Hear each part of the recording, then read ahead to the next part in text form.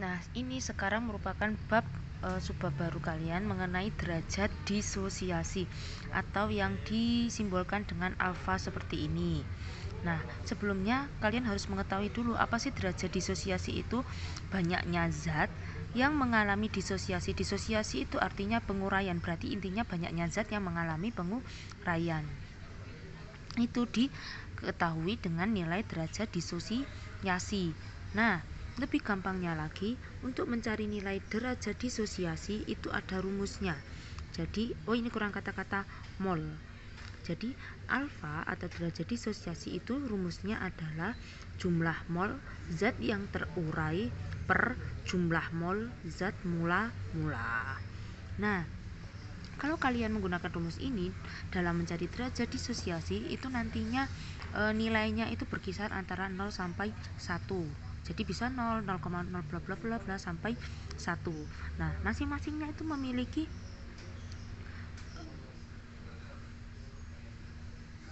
tidak terjadi. Jadi kalau alfanya sama dengan 0 itu tidak terjadi disosiasi karena zat awalnya belum terurai.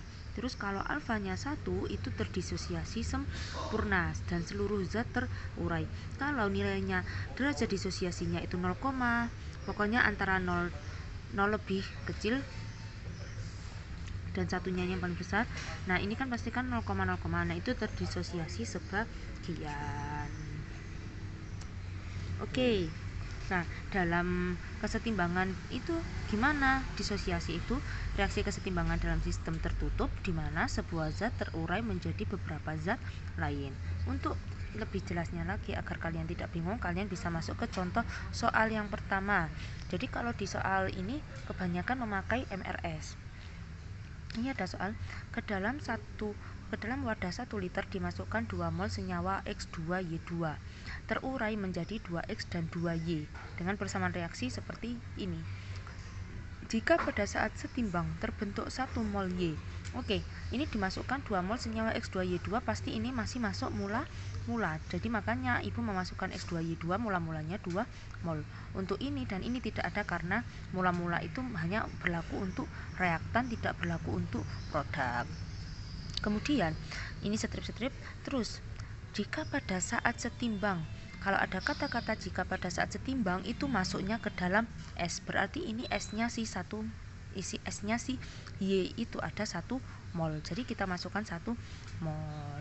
Oke, nilai R dan S itu sama, maka dari itu ibu menuliskan S-nya 1 mol dan R-nya juga 1 mol. Terus X-nya ini karena koefisiennya sama-sama 2 kan, maka dari itu ibu menuliskan di sini 1 mol, R-nya juga otomatis 1 mol. Kalau koefisiennya 2 1 mol berarti kalau koef-nya 1 berarti pastinya jadinya 0,5 mol. Nah, setelah itu kita kurangi, kalau ini dikurangi jadinya 1,5 mol. Ingat, kalau pada derajat disosiasi mol terurai per mol mula-mula itu yang dipakai yang mana? Itu yang dipakai adalah R dan M, bukan S lagi tapi R dan M.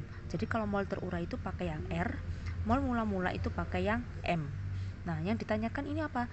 Derajat disosiasi X2Y2. Ya sudah, kita fokus ke sini saja. Jadinya mol terurainya atau dilihat di R-nya 0,5 mol per mol mulanya 2 mol. Jadinya kalian bisa menemukan, ingat, kalau derajat disosiasi itu nilainya bisa desimal, bisa persen. Jadi kalian bisa menjawab 0,25 mol atau 25%. Oke, ini ada soal lagi. Pada reaksi penguraian gas di nitrogen tetraoksida sesuai dengan persamaan ini, jumlah mol N2O4 pada kesetimbangan berarti masuknya di S itu sama dengan jumlah mol NO2. Berarti jumlah molnya setelah setimbang itu sama, maka dari itu ibu istilahkan di sini X dulu dan di sini X dulu.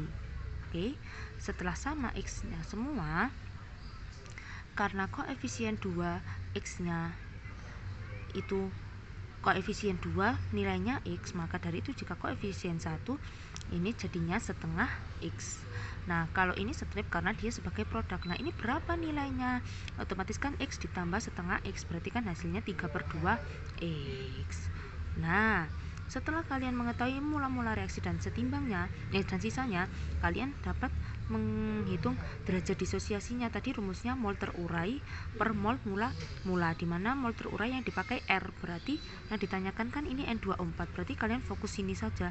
R-nya berapa? Setengah X per mol mula-mula, yang dipakai yang M, berarti setengah X per 3/2 X, hasilnya adalah 1/3. Nah kalau kalian bingung ngitung gini, X dibagi X kan berarti hilang, tinggal 1/2 sama 3/2 nya. Nah kalau 1/2 dibagi 3/2 kan berarti sama aja, 3/2 nya dibalik terus ininya jadi kali, jadi 1/2 dikali 2/3 sama dengan menyamping 2 kali 1 2, 2 kali 3 6, 2/6 disederhanakan menjadi 1/3. Oke, yang terakhir ini ada satu soal lagi. Pada reaksi kesetimbangan penguraian dari HI sebagai berikut.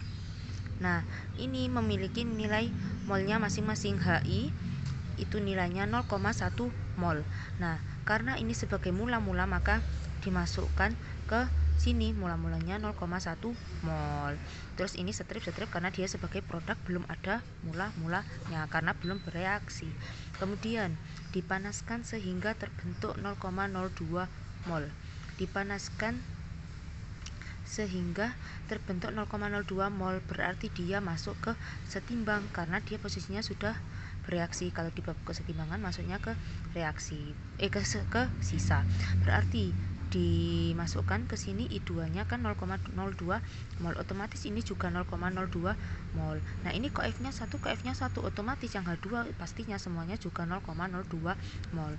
Nah kalau koefisien 1 0,02, koefisien 1 0,02 berarti koefisien 2 pastinya dikalikan 2 berarti 0,04 mol. Perbandingan mol dan koefisien, yang dibandingkan dengan koefisien dengan mol itu yang reaksi. Nah setelah itu kalian dapat menghitung ini hasilnya kan 0,06 mol. Setelah itu kalian dapat masuk ke rumus derajat disosiasi sama dengan mol terurai per mol mula-mula. Mol terurai kan dipakai R, yang ditanyakan HI, berarti kalian fokus ini saja. Nah R-nya berapa? 0,04 dibagi M-nya berapa? 0,1, hasilnya 0,4 mol, atau kalau dirubah menjadi persen adalah 40%.